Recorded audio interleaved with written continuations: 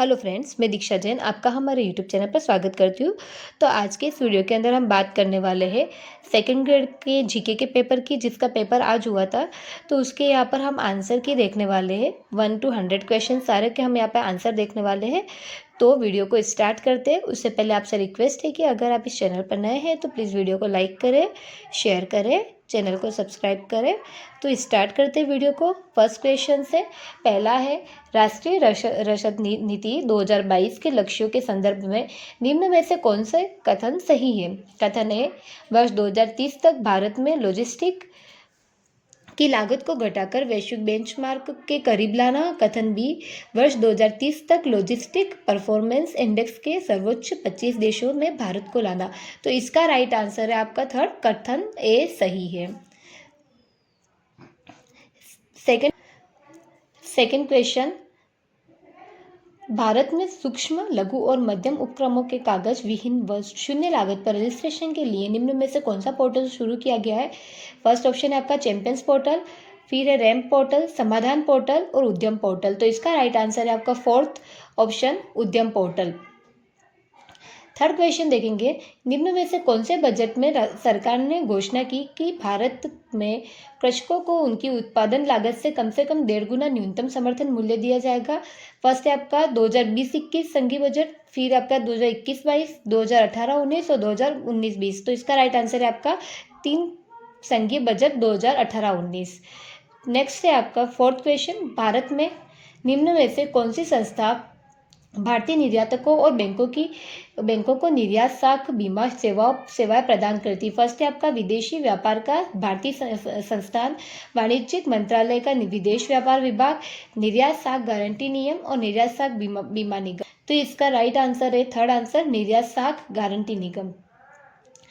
Next question है आपका fifth question, Bharat में प्रेस की स्वतंत्रता है? फर्स्ट है संसद के अधिनियमों के तहत उपलब्ध है, सेकंड है कार्यकारी आदेशों के तहत उपलब्ध है, थर्ड है संविधान में विशेष रूप से प्रदान किया गया है, और चौथा है आपका अभिव्यक्ति की स्वतंत्रता के अधिकार में निहित है। तो इसका राइट आंसर है आपका फोर्थ, अभिव्यक्ति की स्वतंत्रता के अधिकार में निहित है। नेक्स्ट क्वेश्चन है आपका सिक्स, भारतीय राज्यों एवं केंद्र शासित प्रदेशों के लिए निर्यात तत्परता सूचकांक कौन तैयार करता है? वित्त आयोग भारत सरकार, नीति आयोग एवं प्रतिस्पर्धात्मकता संस्थान विदेश मंत्रालय, वाणिज्य एवं उद्योग मंत्रालय। तो इसका आपका राइट आंसर है सेकंड, नीति आयोग एवं प्रतिस्पर्धात्मकता संस्थान। सेवेंथ है आपका क्वेश्चन, भारत सरकार भारत शासन अधिनियम 1935 के तहत महासंघ में अवशिष्ट शक्तियां दी गई। इसका ऑप्शन है आपके फर्स्ट है गवर्नर जनरल, सेकंड है संघीय विधायिका, थर्ड है प्रांतीय विधानमंडल, फोर्थ है प्रांतीय गवर्नर।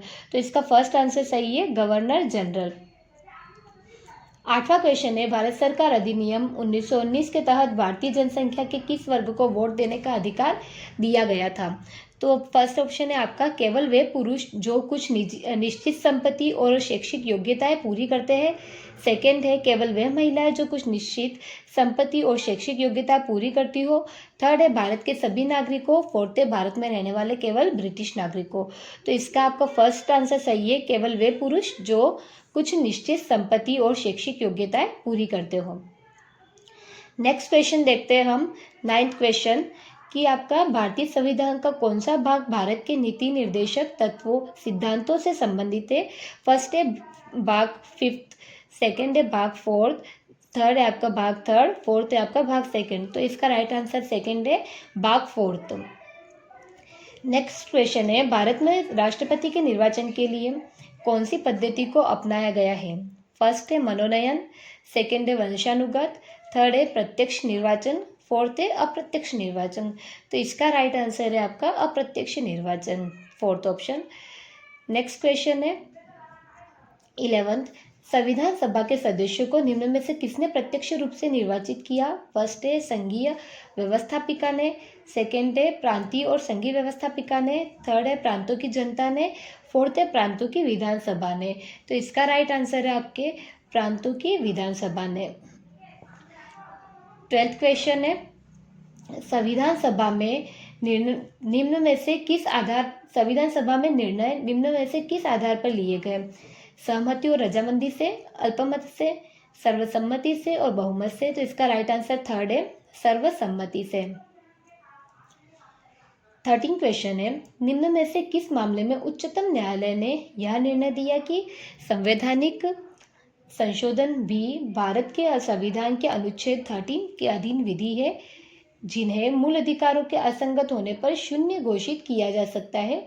फर्स्ट आपका है मिनर्वा मिल्स मामला, सेकंड ऑप्शन है मेनका गांधी मामला, थर्ड ऑप्शन है आपका गोलकनाथ मामला, फोर्थ है केशवानंद भारती मामला। तो इसका आपका राइट आंसर है थर्ड, गोलकनाथ मामला। नेक्स्ट क्वेश्चन देखते हैं 14 नंबर का, किस ऐतिहासिक दिन भारत और चीन के बीच पंचशील समझौते पर हस्ताक्षर हुए थे? तो इसका फर्स्ट ऑप्शन है 29 अप्रैल 1954, सेकंड है 30 अप्रैल 1954, थर्ड है 26 अप्रैल 1954 और फोर्थ ऑप्शन है 27 अप्रैल 1954।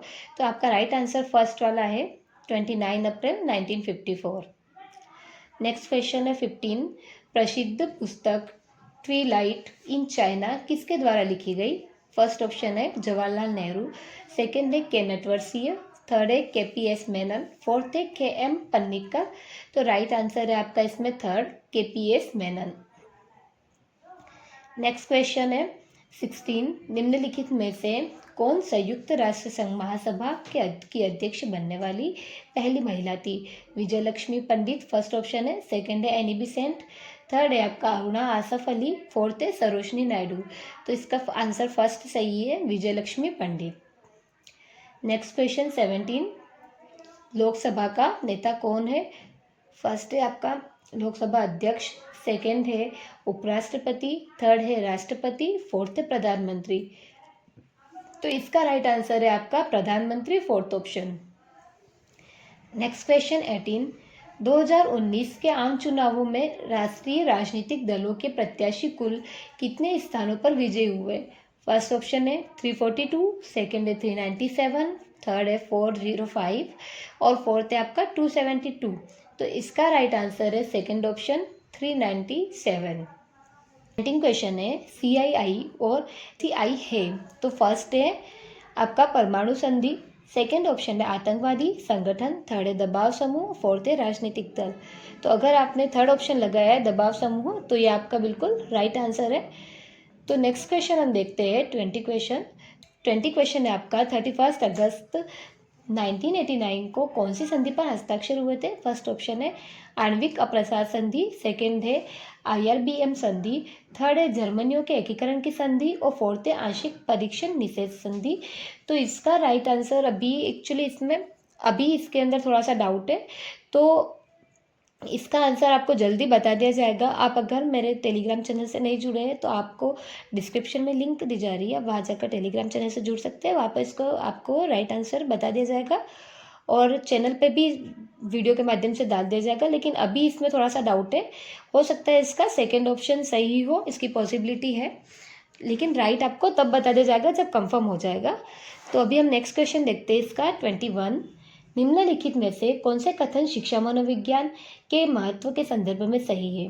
ए है यह विद्यार्थियों के व्यवहार में उचित परिवर्तन लाने में सहायता करता है, बी है यह शिक्षकों की शैक्षिक समस्याओं को सुलझाने के प्रति सकारात्मक अभिवृत्ति विकसित करता है, थर्ड है यह शिक्षकों को विद्यार्थियों की व्यक्तिगत विभिन्नताओं को नजरअंदाज करने हेतु प्रेरित करता है, डी है इसका फोर्थ यह शिक्षकों को स्वयं को समझने में मदद करता है। तो इसके जो ऑप्शंस दे रखे हैं, तो पहले में ABCD है, दूसरे में ABCD है, थर्ड के अंदर A और B है, फोर्थ के अंदर A और D है।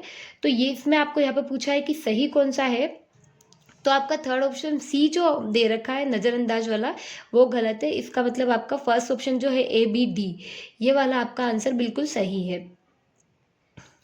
नेक्स्ट क्वेश्चन देखते हैं 22, निम्नलिखित में से कौन सी शिक्षा मनोविज्ञान की विशेषता नहीं है?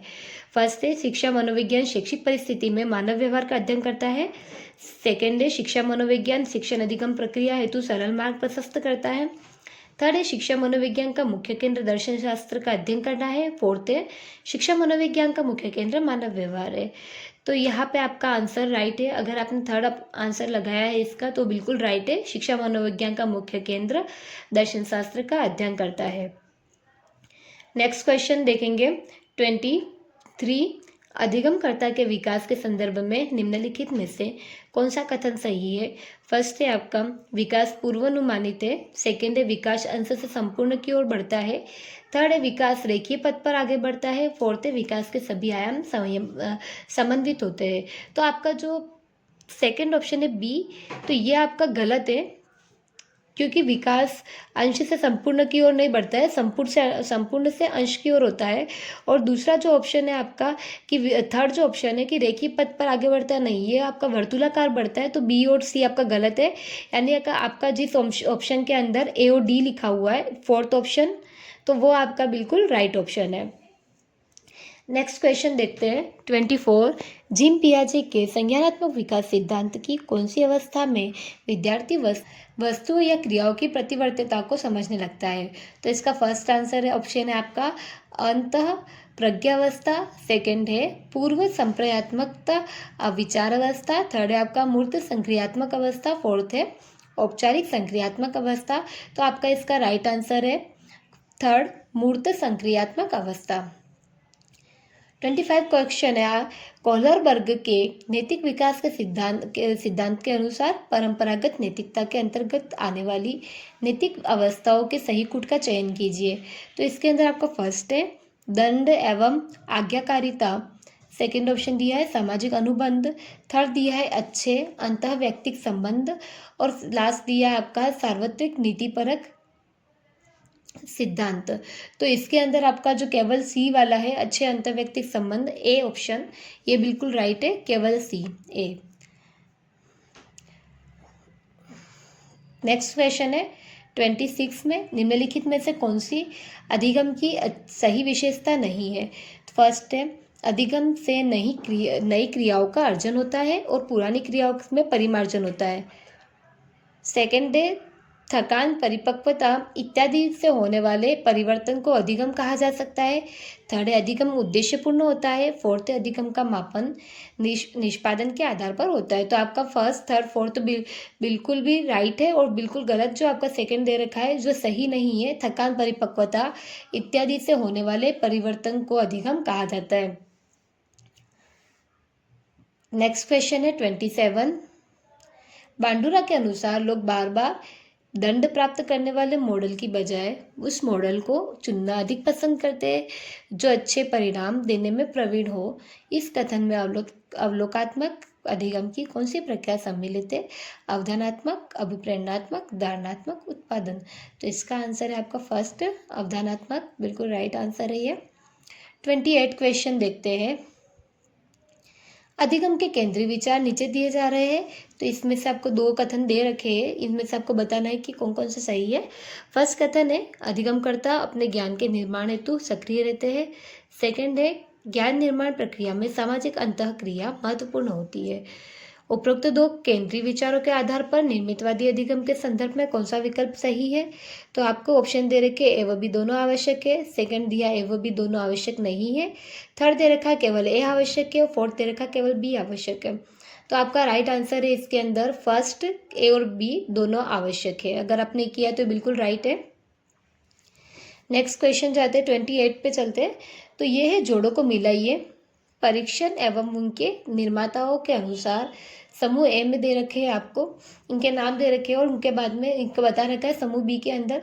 तो पहला है पास एलोक परीक्षण, तो ये आपका ए वाला जो है इसका पास एलोक वाला आपका अलेक्जेंडर ने किया। तो जिस ऑप्शन में आपका फर्स्ट ए जो है उसका सेकंड आ रहा होगा, ये संस्कृति मुक्त परीक्षण केटल ने किया है। तो आपका फोर्थ आंसर जो है बिल्कुल राइट है, second, third, fourth and first, क्योंकि पास एलोक जो है वो अलेक्जेंडर ने किया है, संस्कृति मुक्त परीक्षण जो है वो केटल का किया हुआ है, सम्मिलन सिद्धांत जो है वो आपका जेजांक का दिया हुआ है, और आईक्यू वाला टर्मन ने किया हुआ है।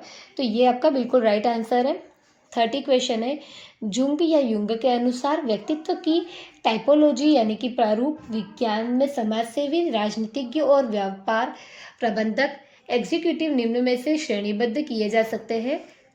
तो यहाँ पे जुंग के अनुसार बताना है कि इसका ऑप्शन क्या क्या, उभयमुखी, बहिर्मुखी, अंतर्मुखी और मध्यमुखी। तो इसका राइट आंसर है आपका बहिर्मुखी, सेकंड।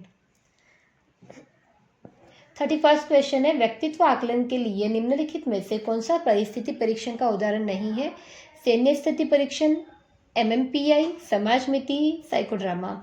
तो इसका राइट आंसर है समाज मिति, बिल्कुल सही आंसर है ये। नेक्स्ट क्वेश्चन है 32, एक वृद्ध व्यक्ति हमेशा अपने पूर्व के जीवन की सफल उपलब्धियों के बारे में बताता रहता है। समायोजन क्रियाविधि का यह उदाहरण निम्नलिखित में से कौन सी अहम रक्षा युक्ति से संबंधित है? फर्स्ट ऑप्शन है युक्तिकरण, सेकंड है उदात्तीकरण, थर्ड है प्रतिदमन, फोर्थ है प्रतिगमन। तो इसका राइट आंसर आपका फोर्थ है प्रतिगमन, क्योंकि प्रतिगमन का मतलब होता है पीछे की ओर लौटना और वो अपने पुरानी बातों के बारे में बता रहा है, तो इसका प्रतिगमन बिल्कुल राइट आंसर होगा।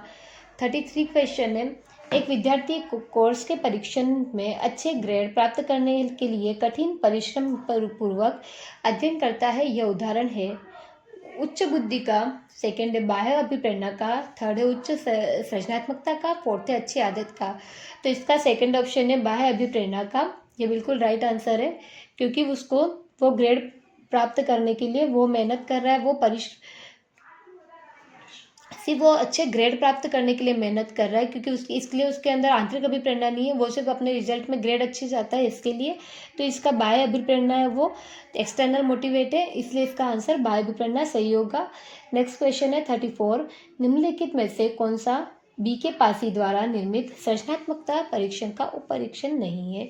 BK पासी के जो उनके जो परीक्षण दिए गए हैं वो परीक्षण उसमें से इसमें से कौन सा नहीं है? तो फर्स्ट दे रखा है परिणाम परीक्षण, सेकंड है जिज्ञासा परीक्षण, थर्ड है समस्या अवलोकन परीक्षण और फोर्थ है सामान्य उपयोग परीक्षण। तो ये फर्स्ट सेकंड थर्ड उन्होंने बता रखा है, लेकिन फोर्थ वाला नहीं दिया गया उनको परीक्षण में, तो इसका राइट आंसर फोर्थ है सामान्य उपयोग परीक्षण। 35 क्वेश्चन है, एक व्यक्ति अपने स्वयं को समझने और प्रभावी रूप से अपने जीवन को निर्देशित करने की योग्यता रखता है। गार्डनर के अनुसार व्यक्ति निम्नलिखित में से किस प्रकार के फ्रेम ऑफ माइंड मन की रूपरेखा रखता है? फर्स्ट है शारीरिक क्रियात्मक कौशल, सेकंड है अस्तित्वपरक कौशल, थर्ड है अंतर्वैयक्तिक कौशल, फोर्थ है अंतर्वैयक्तिक कौशल।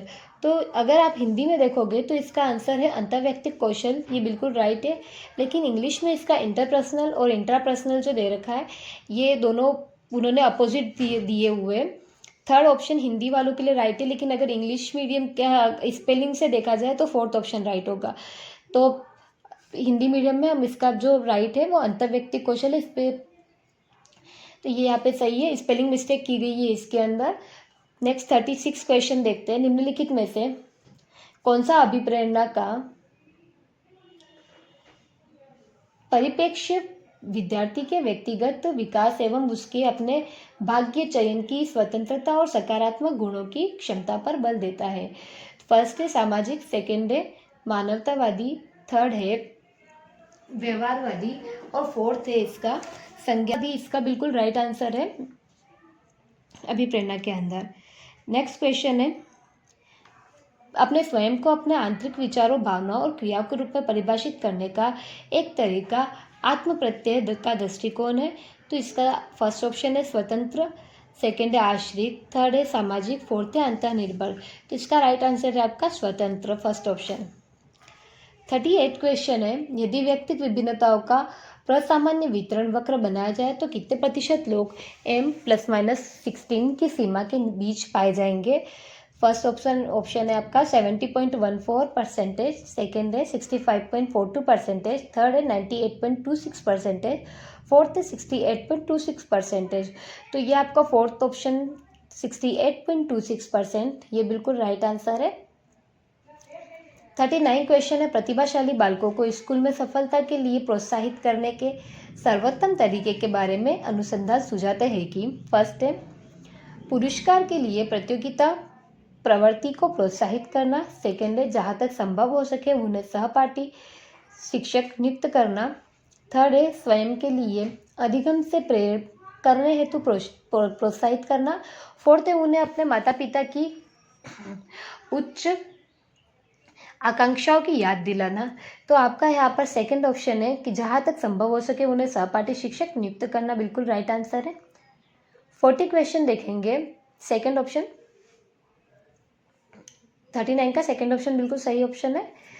40 क्वेश्चन देखेंगे, एक व्यक्ति की एक उत्पाद के प्रति अभिवृत्ति लक्षित के वस्तुनिष्ठ गुणों के बारे में उसके विश्वासों पर आधारित है। अभिवृत्ति का ये घटक है।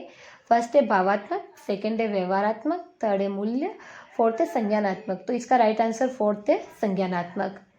नेक्स्ट क्वेश्चन यहाँ पे आपके, तो यहाँ पर आपके 21 से 40 तक साइकोलॉजी के क्वेश्चन दिए गए थे। तो अब इसके नेक्स्ट क्वेश्चन स्टार्ट होते हैं आपके राजस्थान के जीके से, जो 41 से स्टार्ट है। तो स्टार्ट करते हैं 41 से। निम्नलिखित में से राजस्थान में किस प्रकार के वन सर्वाधिक वर्षा वाले क्षेत्रों में पाए जाते हैं? फर्स्ट ऑप्शन है शुष्क सागवान वन, सेकंड है खेर वन, थर्ड है मिश्रित पतझड़ी वन, फोर्थ है उष्णकटिबंधीय कांटेदार वन।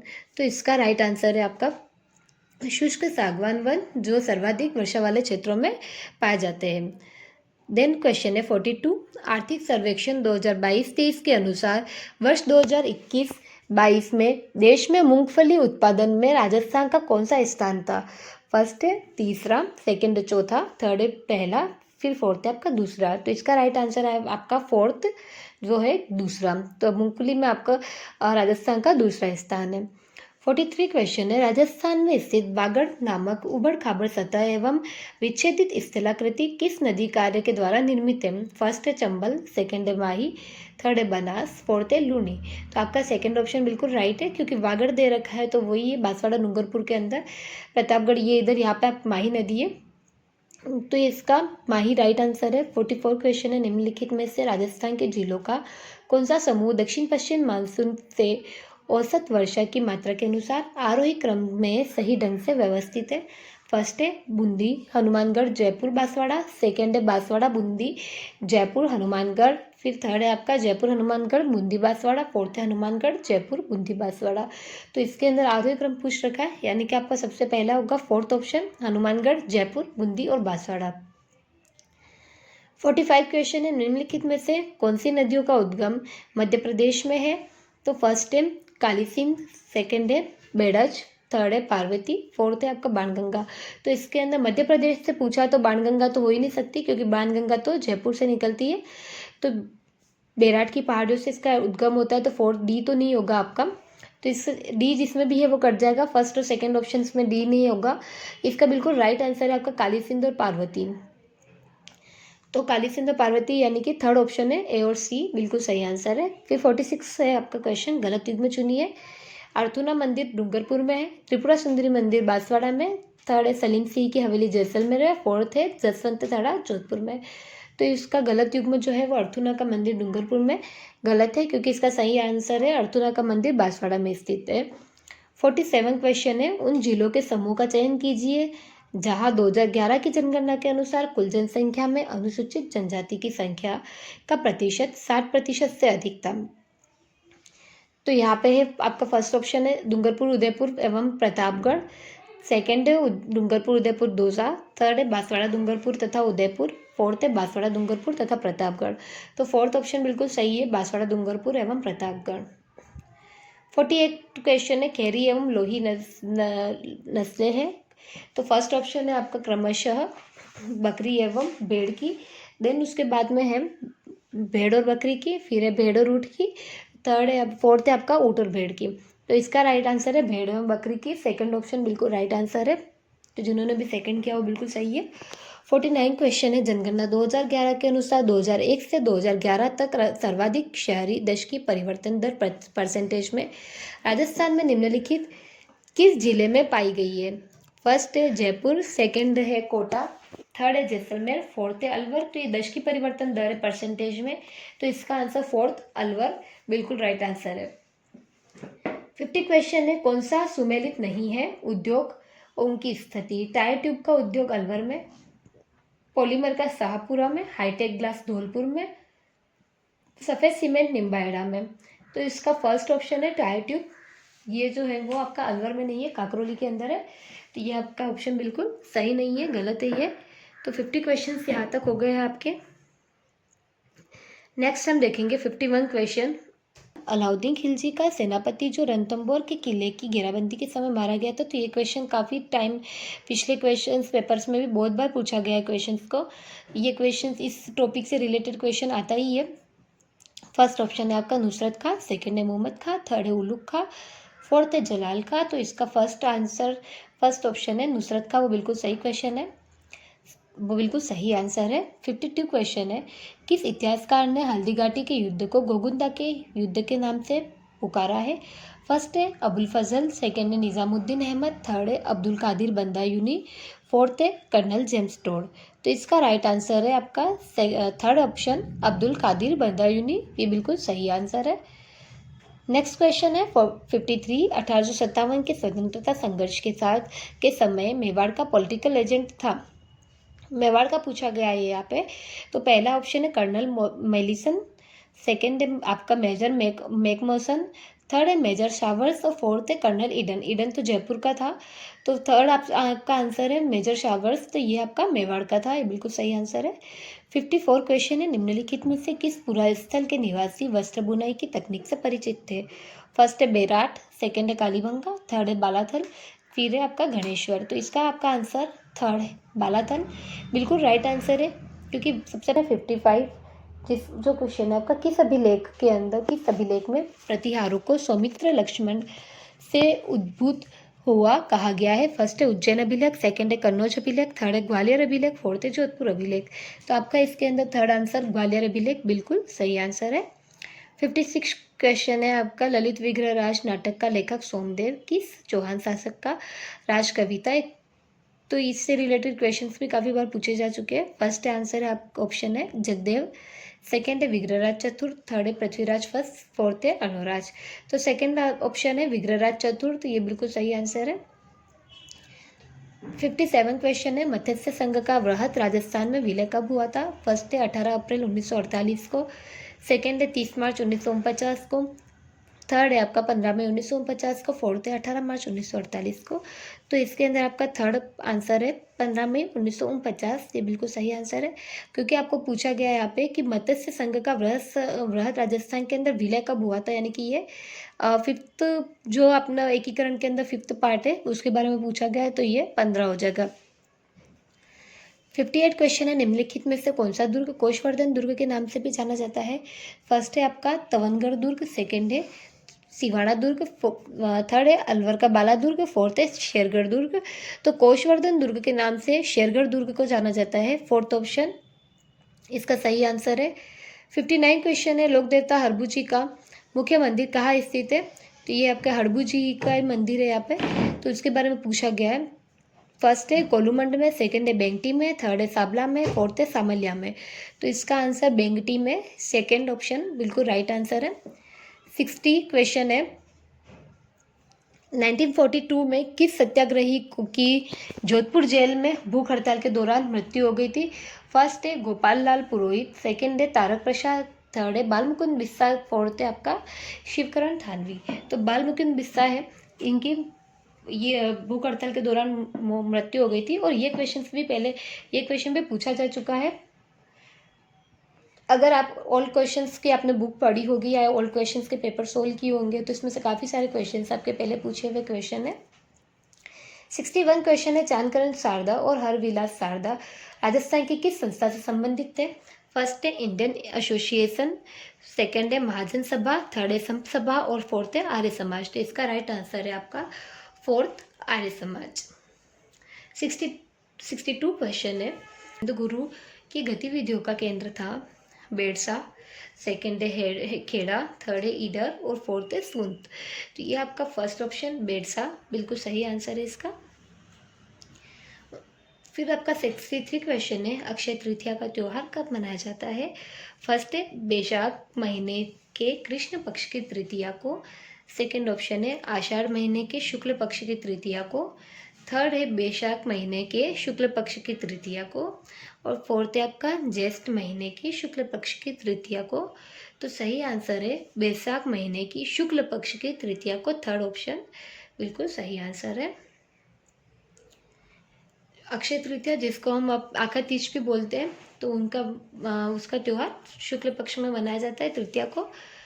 64 क्वेश्चन है, लोक गायकी की 4 बेत शैली राजस्थान के किस नगर से प्रचलित में रही है? तो इसका आंसर ऑप्शन है फर्स्ट अलवर, सेकंड है बीकानेर, थर्ड है टोंक, फोर्थ है जयपुर। तो थर्ड ऑप्शन टोंक बिल्कुल सही आंसर है। 65 क्वेश्चन है, निम्न में से कौन सी रचना कान्हड़देव और अलाउद्दीन खिलजी के आपसी संबंधों की जानकारी देती है? फर्स्ट है पद्मावत, सेकंड है एकलिंग महात्म्य, थर्ड है सुरजन चरित्र, फोर्थ है वीरमदेव सोनग्रारी वाद। तो अगर आपने फोर्थ ऑप्शन किया है वीरमदेव सोनग्रारी वाद, तो ये बिल्कुल सही आंसर है। 66 है बीसलदेव रासो की रचना किसने की थी? सूर्यमल मिश्र ने, नरपति नाल ने, चंद्रवरदाई ने और है महेश दास ने। तो इसका सही आंसर है नरपति नाल, सेकेंड ऑप्शन। 67 क्वेश्चन है दादू पंथ की मुख्य गद्दी या गादी में स्थित है, कहाँ पर स्थित है? यानी कि सांबर में, डिडवाना में, गोगामेडी में और नरेना में। तो आपका सही आंसर है यहाँ पर नरेना के अंदर उनकी दादू पंथ की मुख्य गद्दी वहाँ पर स्थित है। 68 क्वेश्चन है कि यहाँ पर किस पर चित्रित पिछवैया नाथद्वारा चित्रकला शैली का सजीव उदाहरण है, यानी कि यहाँ पर पिछवैया किस पर बनाई जाती है? फर्स्ट ऑप्शन है कपड़ा, सेकंड है लकड़ी, थर्ड है चमड़ा, फोर्थ है कागज। तो इसका राइट आंसर कपड़ा है। कपड़े के ऊपर पिछवैया बनाई जाती है नाथद्वारा के अंदर। तो चित्रकला में से आया है ये क्वेश्चन। 69 क्वेश्चन है मोरबांधिया, पहरावना और ताड़ना नामक 3 प्रकार के विवाह किस जनजाति से में प्रचलित है? पहला है गरासिया, फिर है मीणा, फिर है भील, उसके बाद है सहरिया। तो इसका फर्स्ट ऑप्शन है गरासिया, बिल्कुल सही आंसर है। 70 क्वेश्चन है मंडन द्वारा निम्नलिखित किन पुस्तकों की रचना की गई थी? फर्स्ट है राजवल्लभ, सेकंड है रूपावतार, थर्ड है देवमूर्ति प्रकरण और फोर्थ है वास्तु सार। तो यहाँ पर आपके चारों ऑप्शन सही है। देवमूर्ति प्रकरण का ही नाम रूपावतार है, तो आपका 1, 2, 3, 4 थर्ड ऑप्शन है जो बिल्कुल सही है, चारों सही होंगे इसके। नेक्स्ट क्वेश्चन है 71, भारतीय राज्य के राज्यपाल के बारे में निम्नलिखित में से कौन सा कथन सत्य नहीं है? फर्स्ट है आपका वह 5 साल की अवधि के लिए पद पर रहता है। सेकंड है यदि संबंधित राज्य की विधानमंडल उसे हटाने के लिए प्रस्ताव पारित करती है तो उसे पहले भी हटाया जा सकता है। थर्ड है आपका उनकी नियुक्ति भारत के राष्ट्रपति द्वारा की जाती है। फोर्थ है वह 1 से अधिक राज्यों का राज्यपाल हो सकता है। तो ये फोर्थ का यहाँ पर गलत आंसर पूछा गया और गलत आंसर आपका सेकंड होगा कि वो उन्हें पद से हटाया जा सकता है प्रस्ताव लाके। ये सेकंड ऑप्शन इसका गलत आंसर है। 72 क्वेश्चन है किस संविधान संशोधन के तहत एक ही व्यक्ति को 2 या 2 से अधिक राज्यों का राज्यपाल बनाया जा सकता है? तो इसका ऑप्शन है 10वां संविधान संशोधन, सेकेंड है 25वां, थर्ड है 5वां और फोर्थ है 7वां। तो फोर्थ ऑप्शन 7वां संविधान संशोधन 1956, ये बिल्कुल आपका सही आंसर है। 72 का फोर्थ ऑप्शन सही होगा। नेक्स्ट क्वेश्चन है 73, निम्नलिखित में से किसने सबसे कम कार्यकाल के लिए राजस्थान राज्य मानवाधिकार आयोग के अध्यक्ष का पद संभाला था? तो इसमें फर्स्ट ऑप्शन दिया है जस्टिस प्रकाश टाटिया, सेकंड है जस्टिस अमर सिंह गोदारा, थर्ड है जस्टिस एस सगीर अहमद और फोर्थ है आपका जस्टिस सुश्री कांता भटनागर। तो सबसे पहला कार्यकाल इन्हीं का था और ये सबसे कम कार्यकाल आपका सुश्री कांता भटनागर है। फोर्थ ऑप्शन ये बिल्कुल राइट है।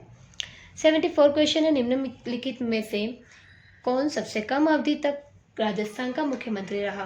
फर्स्ट है हीरालाल देवपुरा, सेकंड है जगन्नाथ पहाड़िया, थर्ड है टीकाराम पालीवाल और फोर्थ है बरकतुल्ला खान। तो इसका सही आंसर होगा आपका हीरालाल देवपुरा, फर्स्ट ऑप्शन बिल्कुल सही है। 75 क्वेश्चन है राजस्थान के मुख्यमंत्री के अपने प्रथम कार्यकाल के दौरान श्री अशोक गहलोत ने मुख्यमंत्री का पद निम्नलिखित में से किस तारीख को संभाला था? फर्स्ट है दिसंबर 3, 1998, दिसंबर 12, 1998, थर्ड है फर्स्ट दिसंबर को 1998 को और सेकंड दिसंबर को 1998 में। तो इसका थर्ड आंसर है फर्स्ट दिसंबर को 1998 के अंदर। कि 15वीं विधानसभा की अनुसूचित जाति और अनुसूचित जनजाति के लिए आरक्षित निर्वाचन क्षेत्रों में कितने में महिला सदस्य निर्वाचित हुई है?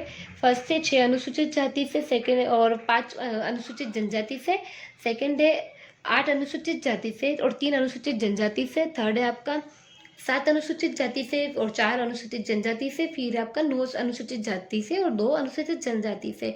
तो सेकंड ऑप्शन है 8 अनुसूचित जाति से और 3 अनुसूचित जनजाति से, ये बिल्कुल राइट आंसर होगा।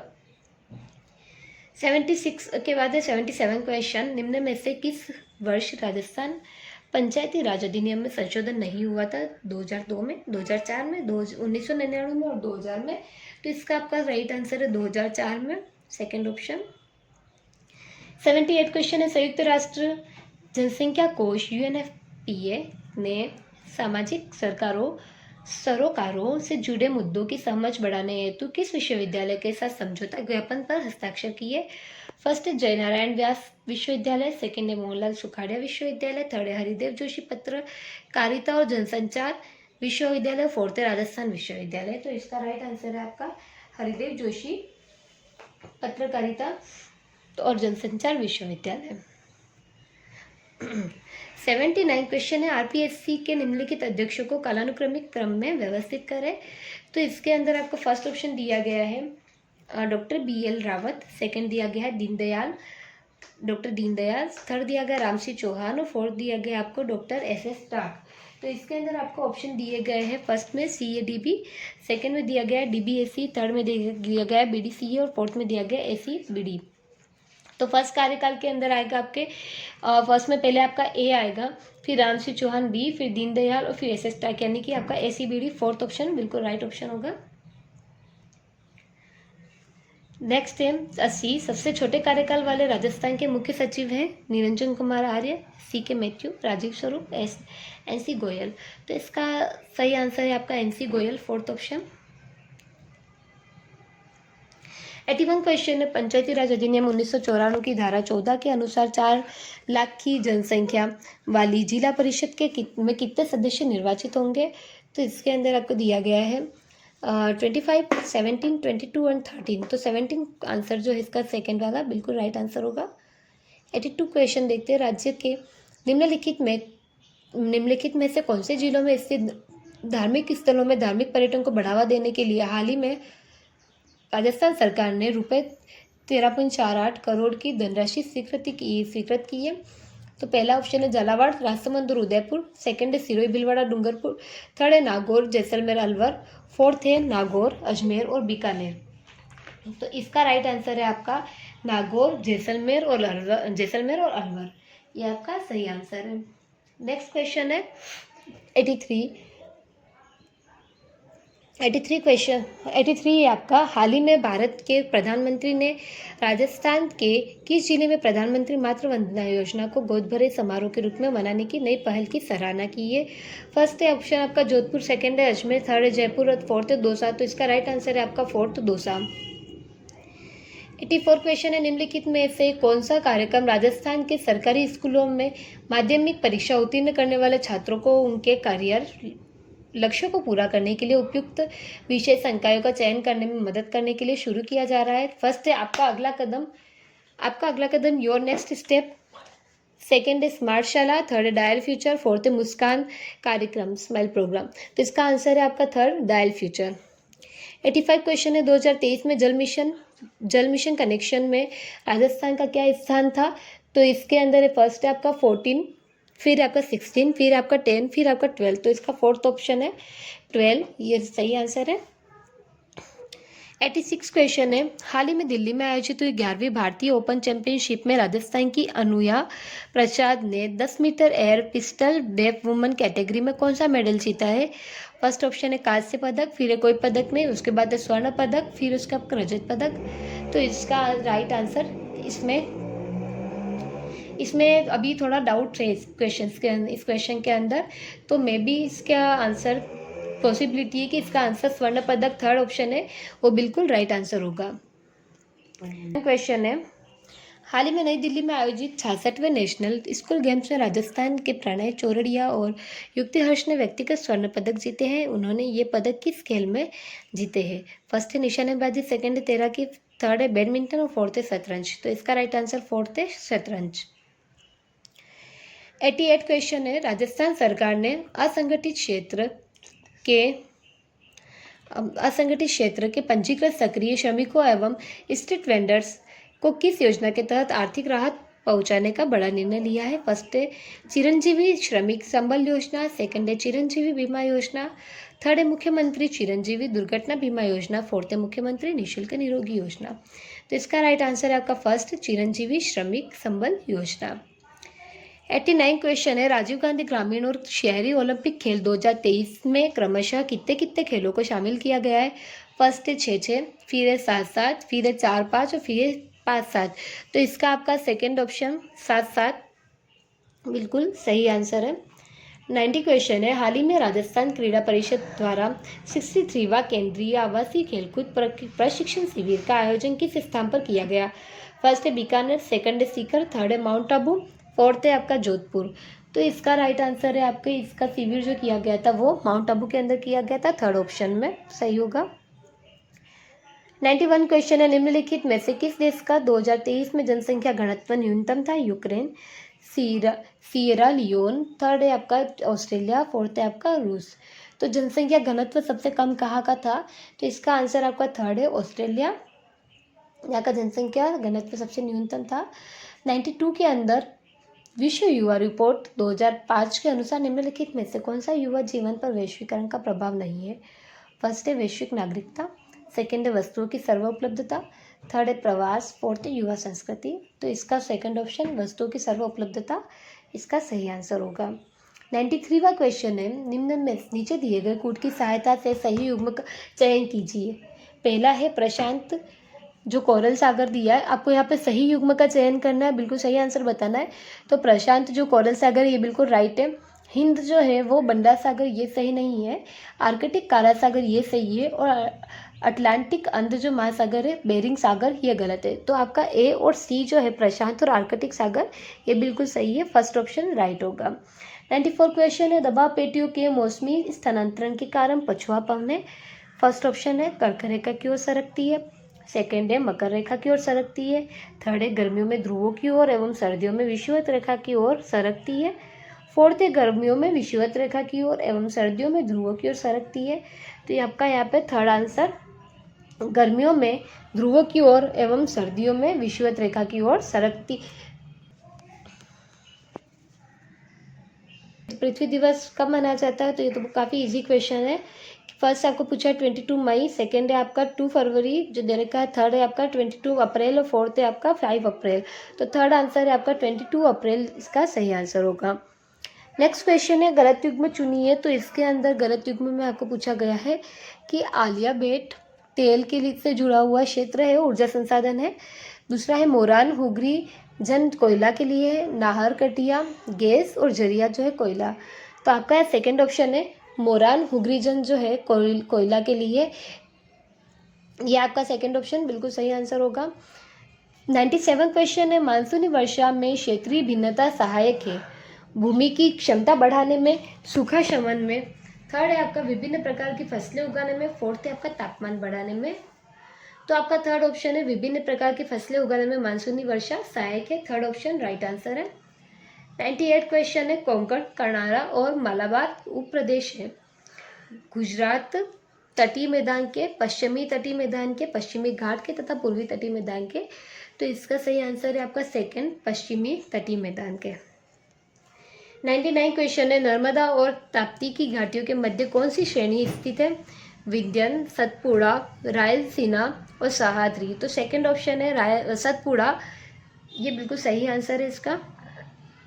100 क्वेश्चन से 100 एंड लास्ट क्वेश्चन आपका ये होगा, अंडमान एवं निकोबार द्वीप समूह में अधिकांशतः किस प्रकार के वन पाए जाते हैं? फर्स्ट है उष्णकटिबंधीय पर्णपाती वन, सेकेंड है उष्णकटिबंधीय सदाबहार वन, थर्ड है उष्णकटिबंधीय शुष्क पतझड़ वन, फोर्थ है आर्द्र शीतोष्ण वन।